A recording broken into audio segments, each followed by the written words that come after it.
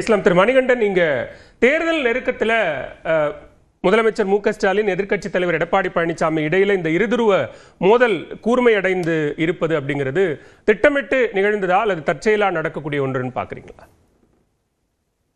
பொதுவாகவே தமிழ்நாடு அரசியல் என்பது அதிமுக திமுக என்றுதான் நீண்ட காலமா இருக்கிறது, இன்றும் தொடர்கிறது. அவர்களுடைய பார்வையில மாறி அவர்கள் விருப்பத்துக்கு ஏற்ற மாதிரி அவர்கள் உரிமையில பேசலாம். எங்களுக்கு அவர்கள் தான் போட்டி என்று எல்லோருக்கும் பேசுறதுக்கு உரிமை இருக்குது. ஆனால் நிதர்சனமான யதார்த்தமான உண்மை என்பதை மறந்துட்டு தான் பேசணும். நல்லா யதார்த்தம் என்பது இன்றைக்கு அதிமுக திமுக என்றால் இருக்கிறது. குறிப்பாக அதிமுக 2011 21 வரையிலும் அந்த 10 ஆண்டு காலத்தில் தொடர் தோல்வியை சந்தித்து பலகீனமாக இருந்தது திமுக தான். இப்ப அதிமுக பலகீனமாக இருக்கிறது என்று உதயநிதியோ அல்லது ஸ்டாலினோ சொல்றது வியப்பே கிடையாது. அப்படி சொல்லிதான் வாக்காக்க முடியுங்க. ஏன்னா அதிமுகவை பலகீனப்படுத்த மட்டும்தான் திமுகவின் வாழ்நாள் நோக்கமாக இருந்தது. அதுக்கான முயற்சி வச்சிருந்தாங்க, நிச்சயமா நடக்கல.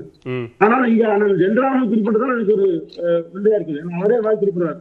ஏன்னா அதிமுக வலிமையாக இல்லை என்று சொன்னால் எவ்வளவு வலிமையான அணி அமைக்கிறது அவசியம் இல்லை. அவர்கள் செய்த சாதனை, அவர்கள் தமிழ்நாட்டு மக்களுக்கு அளப்பரிய திட்டங்களை இதுவரை இல்லாத வகையில செய்திருக்கோம் என்று உண்மையானால் நிச்சயமாக அவர்கள் துணிச்சலாக தேர்தலை சந்திக்கலாம். ஆனால் அவர்கள் பேசுகிற பேச்சிலிருந்தே புரிகிறது, எங்கேயும் திட்டங்களே பேசல. எடப்பாடியார் அவர்களை பொறுத்தவரையில எங்கே சென்றாலும் மிக சாதனையாக கடந்த காலத்தில் நாங்கள் செய்த சாதனை, திமுக செய்ய தவறியது, நாங்கள் இனிமேல் செய்ய போவது என்றெல்லாம் பட்டியலிட்டு பம்பரமாக சுழன்று பேசுகிறார். சென்றவர்களெல்லாம் மக்கள் மத்தியிலே மிகப்பெரிய ஆதரவு அலையை வீழ்ச்சியை பார்க்கிறோம். ஆனால் திமுக பலகீனமாக தனிப்பட்ட விமர்சனங்களை அதிகமாக வைக்கிறது. ஆனாலும் கூட அதிமுக கடன் செல்கிறது. இன்னைக்கு புதிதாக வந்தவர்கள் ஏற்கனவே ஒரு களத்தில் இருந்தவர்கள் எல்லாம் எங்களுக்கு தான் திமுக போட்டியாக இருக்கிறது என்று சொல்வதற்கு உரிமை ஒன்று தவறு கிடையாது. நான் பேசுவாங்க.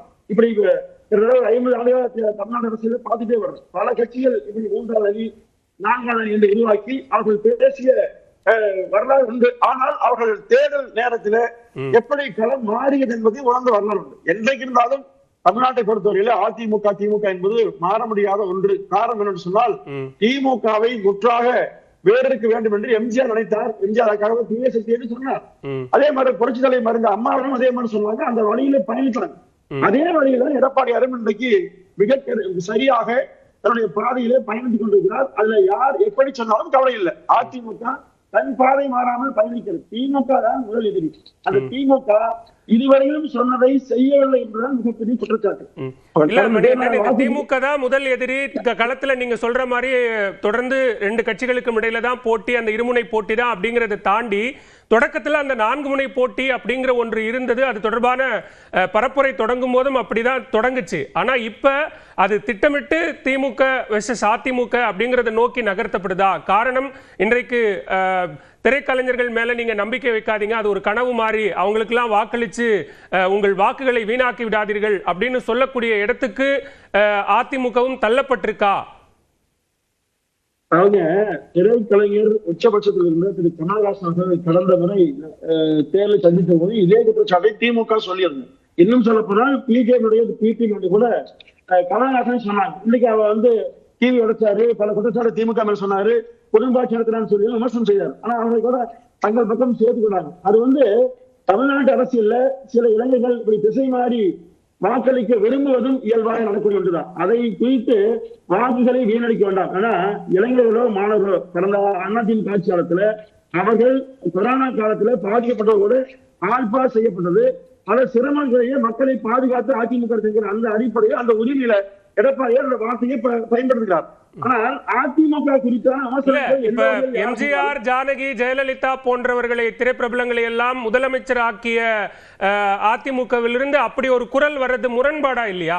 நீங்க திரைப்பிரபலங்களுக்கு வாக்களித்து வாக்குகளை வீணாக்க வேண்டாம் அப்படின்னு சொல்றது இல்ல. நீங்க எம்ஜிஆர் அவர்களையோ அம்மையார் அவர்களையோ ஜெயலலிதா அம்மா அவர்களையோ யாரும் அந்த மாதிரி குறித்து பேசுவதே முடியாது. காரணம், எம்ஜிஆர் அவர்கள் 20 ஆண்டு காலம் திமுகவிலே பயணித்தவர், கட்சியுடைய உயர் பொறுப்பில் இருந்தவர், சட்டமன்ற உறுப்பினர், எம்எல்ஏ இருந்தவர், இன்னும் சொல்லப்போனா திமுக கட்சியை வெற்றிக்கு காரணமாக இருந்தவர். புரட்சி அம்மாவும் அதே மாதிரி 10 ஆண்டு காலம் கட்சியில குடியரசு இருப்பது, பல்வேறு பொறுப்புகளை வகித்து அதுக்கு பிறகுதான் வந்தாங்க. அப்போ அது மாதிரி எல்லாருமே அரசியல்ல சினிமாவில் வர மாதிரியே பேசி வந்துவிட முடியும் என்று நம்பி வர்றாங்க. அப்படியே இல்லை, தங்களை இல்ல மணிகண்டன், நான் நேரடியா தான் கேட்டேன். அப்படி ஒரு நெருக்கடி உருவாயிருக்கா? நீங்க பலனை நான் உங்களுக்கு கொடுத்தேன், உங்களுக்கு கொரோனா காலத்துல நான் உங்களை ஆல் பாஸ் போட்டு பாஸ் பண்ண வச்சேன், பலனை இங்க அனுபவிச்சுட்டு வேற யாருக்காவது போய் அதை கொடுத்துறாதீங்க அப்படின்னு சொல்ல வேண்டிய ஒரு தேவை, நெருக்கடி உருவாயிருக்கா களத்துல அப்படின்னு கேக்குறேன். இல்ல இல்லைங்க, அதாவது நெருக்கடியே இல்லைங்க, அது விளக்க வேண்டிய கட்டாயம் அதிமுக உண்டு. அதாவது இளைஞர்களை நோக்கி, மாணவர்களை நோக்கி உங்களுக்கு என்னவெல்லாம் அதிமுக செய்தி கொடுத்தது, இன்றைக்கு இளைஞரை நோக்கி தங்கள் கரத்தை நீட்டுகிறவர்கள் எல்லாம் என்னவெல்லாம் பேசிக் கொண்டிருக்காங்க. ஏன்னா வெளிப்படையா சொல்லு, திரு விஜய் பொறுத்தவரையில அவர் எதுவுமே தெரியாம பேசுறாரு இல்லையா, அரசியலே புரிதல் இல்லாம என்ன செய்ய போறதுன்னு தெரியாம பேசிட்டு இருக்காரு.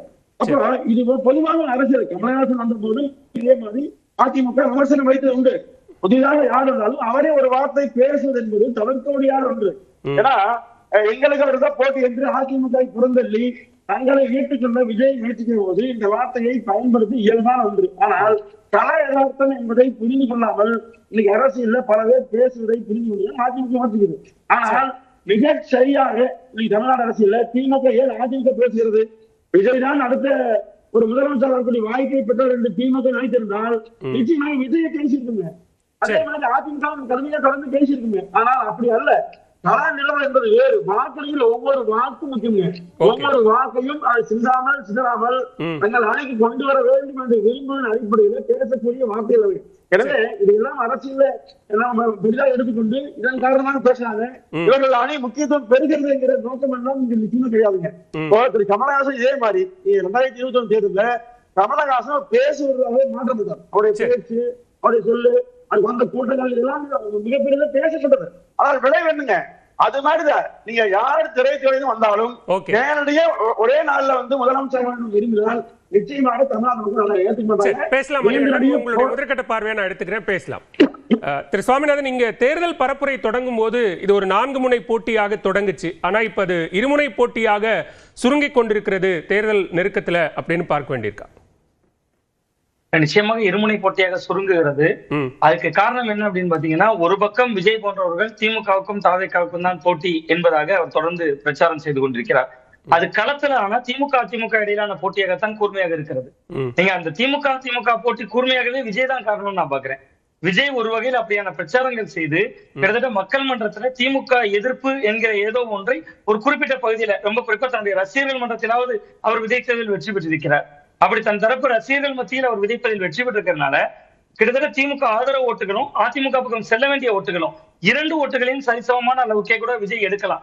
அப்படி எடுக்கிறதன் வெளிப்பாடு பரப்புரையிலேயே இங்க சிக்கல் இருக்கு. திட்டமிட்ட பரப்புரைகள் நடத்தப்படல, நிறைய பரப்புரைகள் அனுமதி வாங்கி ரத்து செய்யப்படுது, ஒரு சில பரப்புரைகள் தான் நடக்குது, அதுலயும் வேட்பாளர்கள் அறிமுகப்படுத்தப்படல, வேட்பாளர்கள் பெயர் சொல்லப்படலன்னு நிறைய சிக்கல்கள் இருக்கு. சோ அதுவே போதுமானது அப்படின்னு நினைக்கிறீங்களா? இல்ல, விஜய் அரசியலை பொறுத்தவரை அவருக்கு அதுவே போதுமானதா தான் சார் இருக்கும். நம்ம மற்ற அரசியல் கட்சிகளுக்கு ஒரு திமுக அதிமுக போன்று விஜயிடம் எதிர்பார்ப்பு என்பது அவருடைய ரசிகர்களுக்கே இல்லை. நாம் நம்முடைய தளத்திலிருந்து பார்க்கிற பொழுதுதான் விஜயனுடைய அரசியல்ல அபத்தங்களாக ஒரு பத்திரிகையாளராக நானும் மதிப்பீடு செய்கிறேன். பட் அவர் ரசிகர்கள் தான் அடையாளப்படுத்திட்டு இருக்கோம். தொண்டர்கள்னோ மக்கள்னோ வாக்காளர்கள் அப்படிங்கிற அடையாளத்துக்குள்ள கூட போகலையா அப்படின்னு ஒரு சந்தேகம் வருது. ஆமா, நிச்சயமா தொண்டர்கள் ஆவதில் அவர்கள் இன்னுமே ஒரு முழு தேர்ச்சி பெறலன்னு தான் நான் பார்க்கிறேன். கிட்டத்தட்ட அவர்கள் ரசிகர்கள் அந்த ரசிகர்களை தொண்டர்களாக மாற்றிக்கொண்டிருக்கிறார். அந்த தருணத்துலதான் அந்த இயக்கம் இன்னமும் இருக்கிறது. அவர்கள் முழுக்க ஒரு தொண்டர்களாகவோ பொதுமக்களை ஈர்ப்பதற்கான விஷயங்கள் என்பதை விட